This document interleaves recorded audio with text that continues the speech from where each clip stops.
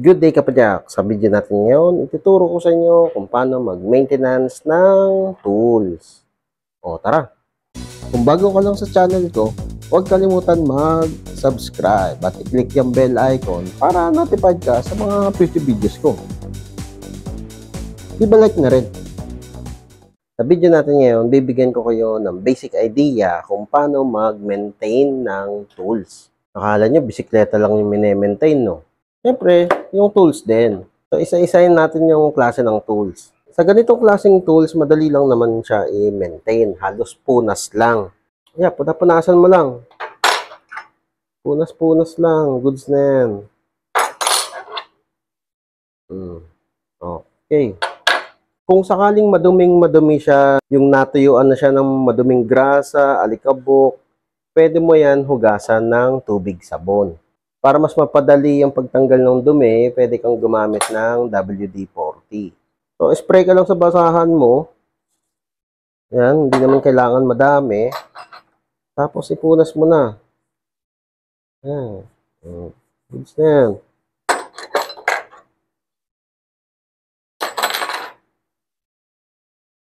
Yun nga lang, may kamahalan si WD-40. Pwede kang gumamit ng langis. Tulad nito, 4-in-1, 3-in-1, Singer oil, yun yung mga ganong langis. Kung sakaling wala ka namang mga Singer oil o yung mga ganitong langis, pwede mong gamitan ng chain lube. Dito naman tayo sa mga tools na may moving parts. Katulad nitong mga pliers, cutters, adjustable wrench, meron tayo ditong ratchet, crank remover, chain cutter, at ito, katulad nitong headset installer. Kailangan mo siyang punasan ng langis ulit. Parehas lang kung ano yung ginawa natin. Katulad dito sa may adjustable wrench, ayan, meron siyang moving parts, di ba? Para ma-maintain yan na gumagalaw siya ng smooth, patakan mo lang siya ng langis. Yung langis kasi, mas sumusuot yan dun sa pinakaloob ng mga moving parts niya. Hindi katulad ng grasa, pag pinahid mo lang, nandun lang siya sa parte na pinahid mo. Hindi naman siya pumapasok sa loob. Yan, tapos galaw-galawin mo lang. Yan, punasan mo na lang kapag may excess na langis. Dito sa mga pliers, o yung may mga hinges, nalinisan mo na, okay na. So, para ma-maintain naman yung hinge nito, isprayan mo naman ng WD-40. Ayan. So, isa dyan, saka dito sa may pinakaloob. Ayan, dito. Ayan, pati dito sa gilid. Okay. Yung ginagawa kasi ng WD-40, pina-flush out niya yung dumi. Saka kung sakali may kalawang sa loob, mapa-flush out niya yun. Ayan, katulad niya, no? O, lumabas, di ba? Nilabasan.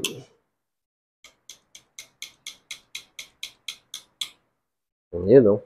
Kapag lumabas na yung dumi, syempre, punasan mo lang. Tapos, galaw-galawin mo lang para ma-flush out ulit. O kung hindi, sprayan mo ulit ng WD-40. Pag okay na at wala na halos lumalabas na dumi, pwede mo naman yan sundan ng langis. Para ma-lubricate ulit siya. Langis-langis lang, oh, di ba? Ang ganda na, oh. Ganun din sa mga katulad nito, cutter. Yes, sprayan natin to. Labas yung dumi, no? Ganyan mo lang. Pag lumabas na, di punasan mo lang. Sundan mo naman ng langis. So, dito sa ratchet type naman, papatakan mo lang siya ng langis sa mga singit-singit. Ayan, tapos paikot-ikutin mo lang. Goods na yan, mapupunta na yung langis dyan sa loob.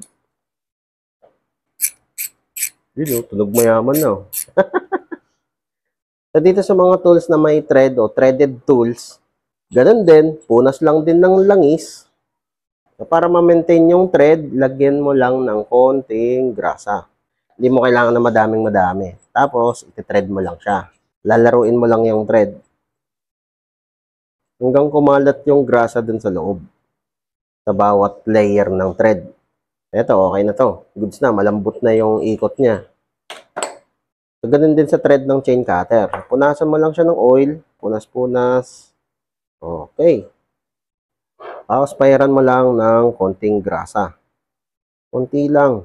Hindi kailangan madami. Tapos, thread mo lang ulit. O, yan. O, diba? Smooth na siya. Pag may excess na grasa, punasan mo lang. Para hindi dikitan ng dumi. Okay na yan. Siyempre, ganun din dito sa headset installer. Ito, nakalabas yung bulitas niyan. Lagyan mo lang ng oil. Ayan, tapos paikot-ikutin mo lang. Punasan mo lang yung mga threads. Ayan, para malinis siya. Yung mga cups. Punas-punas lang. Dito, maglalagay tayo ng konting grasa. Tapos, balik natin tong handle niya. Ayan lang, madali lang. Ganun din yung gagawin mo dito sa the rest ng thread. Hindi ko na gagawin. Haba lang yung video. Haba kasi dito. So, ganun lang yung pag-maintain dito sa mga tools na may moving parts. Madali lang. Doon naman tayo sa ibang tools. Ito naman mga sample ng impact tools. So, meron tayo ditong martilyo, saka itong flower nut installer. Sa mga martilyo, itong steel head niya, ganun lang. Papatakan mo lang din ng langis o WD-40, tapos pupunasan mo lang. Yan lang, ganun lang kadali. Kung ang handle ng martilyo mo gawa sa kahoy, kailangan mong gumamit ng linseed oil. Yun lang, hindi pwede ibang oil. Hindi pwede yung ganitong oil. Kung wala kang linseed oil, ano na lang. Huwag mo nang pahiran ng kung ano. Punasan mo na lang, linisin mo na lang. Dito naman sa may flower nut installer, dito sa part na pinupokpok, nade-deform yan. O gagamit ka lang ng metal file. Kikikilin mo lang hanggang maging pantay siya. Wala, shiny na. Okay, at panghuli, itong mga power tool. Sa power tool naman, kung sa bisikleta mo lang naman ginagamit, at hindi mo ginagamit sa ibang bagay, katulad ng carpentry o masonry, hindi yan madudumihan. Ang pinaka-maintenance mo na lang dito sa mga power tools, yung sa battery. Kapag mag-charge ka, babantayan mo from time to time. Sisilipin mo lang. Pwede yan ma-overcharge at mag-short. Pwedeng pumutok yung battery, pwedeng mag-leak, pwedeng lumobo. Madaming pwedeng mangyari kapag na-overcharge. Lalo na sa mga ganitong mumurahin na mga power tool. Tapos, kung hindi mo na gagamitin yung power tool, dapat yung battery, at least merong 50% charge na natitira. Huwag mo siyang iiwan na totally low-bat o talagang dead-bat na siya. Kasi masisira din yan.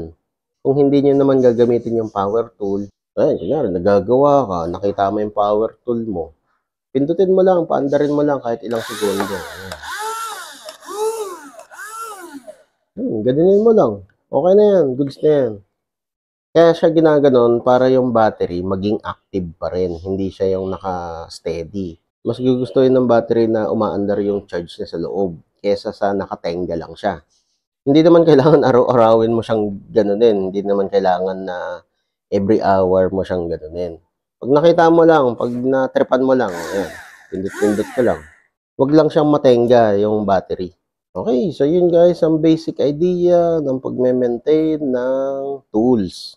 Kung nakatulong itong video na to, leave a like, o kung may katanungan ka pa, o kung may gusto ka pang idagdag, comment down below lang. Ayos! Whee!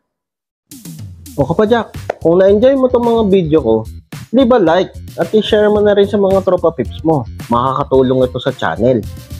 Kung gusto mo pa manood ng ibang video, ito, meron pa tayo. Hindi tayo nauubusan. Ayan, katulad nito, saka ito. Nood ka na. Madami pa tayong mga video na i-upload. Kaya, mag-subscribe at i-click yung bell icon para notified ka sa mga future videos ko. Maraming salamat. See you next time.